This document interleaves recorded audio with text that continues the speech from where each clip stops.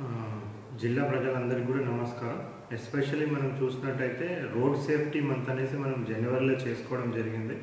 So దాంట్లో మనం awareness కార్యక్రమాలు చాలా కూడా టేకప్ చేయడం జరిగింది. రోడ్ సేఫ్టీ మీద, సిగ్నల్స్ మీద, సో అదేవిధంగా హెల్మెట్ వేసుకోవాలనేసి, సీట్ బెల్ట్ పెట్టుకోవాలనేసి, అన్ని డాక్యుమెంట్స్ పెట్టుకొని ఎప్పుడు కూడా ట్రావెల్ చేయాలనేసి. బట్ అంత చెప్పినా కానీ కూడా మనం అనుకున్నంత అవేర్నెస్ పబ్లిక్లో రావడం లేదు.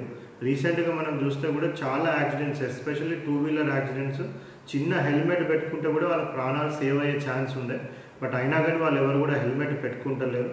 సో దాన్ని దృష్టిలో పెట్టుకొని ఫస్ట్ మనము ప్రజలకి చెప్పే ముందు జిల్లా అధికారులు కానివ్వండి, జిల్లాలో పనిచేస్తున్న, ప్రభుత్వం తరఫున పనిచేస్తున్న ప్రతి ఒక్కరు కూడా వాళ్ళు ఎవరెవరైతే 2-వీలర్స్ వాడుతూ ఉన్నారో వాళ్ళందరూ కూడా హెల్మెట్ పెట్టుకోవాలనేసి మనం ఒక డిసిజన్ తీసుకోవడం జరిగింది. మరి దాంట్లో భాగంగా మన డిస్ట్రిక్ట్ ఆఫీస్, మన ఇంటిగ్రేటెడ్ డిస్ట్రిక్ట్ ఆఫీస్ కాంప్లెక్స్ కలెక్టరేట్లో అయితేనేమి, వేరే అదర్ ఆఫీసెస్లో అయితేనేమి నో హెల్మెట్ నో ఎంట్రీ అనేసి మనం ఒక స్లోగన్ తీసుకున్నాం. మరి దాంట్లో భాగంగా ప్రతి ఒక్కరికి కూడా నా రిక్వెస్ట్ ఏంటంటే, ప్రభుత్వం తరఫున పనిచేస్తున్న ప్రతి ప్రభుత్వ ఉద్యోగి అందరూ కూడా కంపల్సరీగా ట్రాఫిక్ నిబంధనలు పాటించే విధంగా హెల్మెట్ వేసుకొని, సీట్ బెల్ట్ పెట్టుకొని, ఇన్సూరెన్స్, వెహికల్ లైసెన్స్, ఆర్సీస్ అన్ని డాక్యుమెంట్స్ కూడా మనతో అవైలబుల్ ఉండే విధంగా, సిగ్నల్స్ అన్నీ కూడా ట్రాఫిక్ రూల్స్ పాటించే విధంగా ముందుకు వెళ్ళాలని విజ్ఞప్తి చేస్తా ఉన్నాను. థ్యాంక్ యూ అండి.